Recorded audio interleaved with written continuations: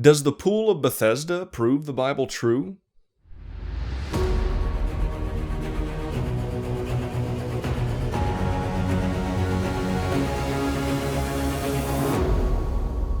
Subscribe and click that bell for all things Bible.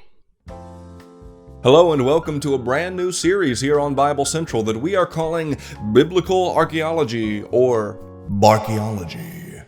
That was the best we could come up with. When we say all things Bible, that is precisely what we mean. Not just Bible teaching, but also archaeology, history, astronomy, cosmetology, appendectomy, Ryan pastrami, Mom spaghetti. In this series, we're going to be looking at archaeological findings past and present and seeing how they affirm the biblical history. Up first, the Pool of Bethesda.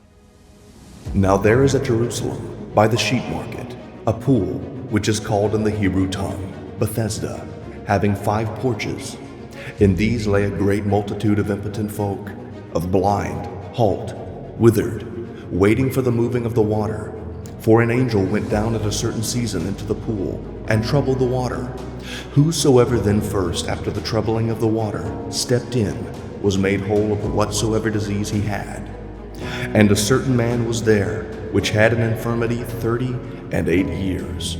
When Jesus saw him lie, and knew that he had been now a long time in that case, he saith unto him, Wilt thou be made whole? The impotent man answered him, Sir, I have no man when the water is troubled, to put me into the pool, but while I am coming, another steppeth down before me. Jesus saith unto him, Rise, take up thy bed, and walk. And immediately the man was made whole, and took up his bed, and walked. And on the same day was the Sabbath. Now there are many conflicting opinions on the miracle in this passage, but that is not what this video is about. Rather, we're going to focus on the pool itself. How does this very brief description contribute to the authenticity of the Gospel of John? Well, I'm so glad you asked. First, a little history. The Pool of Bethesda began as just a simple reservoir for rainwater, sometime around 800 BC. Soon the pool was expanded with more defined construction, things like a wall around the perimeter, stairs for ease of access to and from the water, and a rope dividing the shallow end from the deep end. In the 2nd century, during the Hasmonean period, another pool was added, making Bethesda more of a complex, with a northern pool, a southern pool, and eventually ritualistic baths. The whole area just a little bit larger than a football field. The northern pool was not only higher geographically, but also geologically, with the southern pool reaching a depth of 42.5 feet. The two pools were then divided by a wall. Remember that, it'll be important later. Bethesda means house of grace or mercy, not to be confused with Bethsaida, which means house of the hunt, Bethel, which means house of God, or Bethlehem, which means house of Ham. It was also called the sheep pool, possibly because sheep may have been brought there to be washed before being taken up to the temple for sacrifice. The temple was only 5 football fields away. We're just going to keep measuring things in football fields. Also, it was next to the sheep gate, so it might have just got its name from there. Fun fact, it was only called the sheep gate until Jesus walked through it. Now it is referred to as the lion's gate, because Jesus is the lion of the tribe of Judah. No, not really. Don't believe everything you hear just because it sounds good.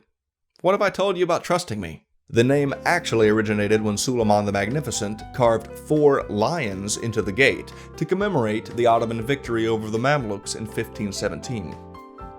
At least that's what it says here on Wikipedia. But not all was well in archaeology land. You see, for a very long time, there was no physical evidence that Bethesda even existed. Specifically, the detail everybody got hung up on was what John mentions in verse 2, that Bethesda had 5 porches. The prevailing idea for centuries was that the Gospel of John was written very late after the events of Jesus' life took place. So late, in fact, that the Apostle John couldn't have wrote it, and instead, it must have been written by somebody as late as 150 or 200 AD. Well, that theory began to crumble in 1888 when the pool was actually discovered.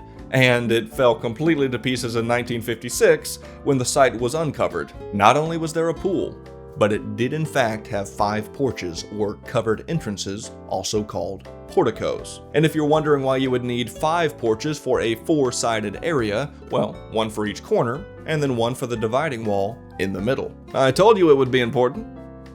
What do you mean you already forgot? Why bother? But why is this little detail so important? Well, in the year 70 AD, the Roman army led by Titus leveled Jerusalem.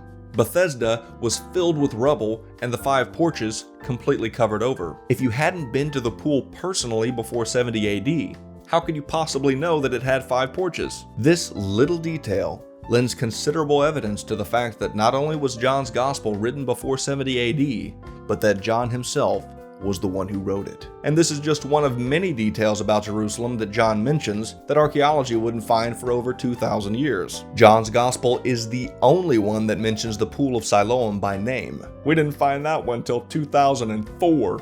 Today, the Pool of Bethesda is in the Muslim quarter of the old city of Jerusalem, and I highly recommend going there. Seeing it firsthand was quite a moving experience.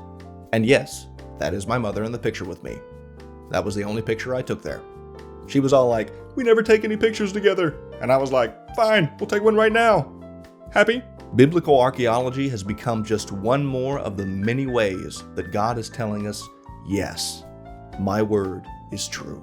After thousands of years, we're finally digging up what the Bible said was there all along. Well, that is all the time we have for today. Thank you for watching. We hope you enjoyed it. Please check out some of the other videos on this channel. Subscribe and hit that bell so you never miss a new upload. And remember, don't trust what I say. Trust what he said. Yes, I am well aware that Bethlehem means house of bread.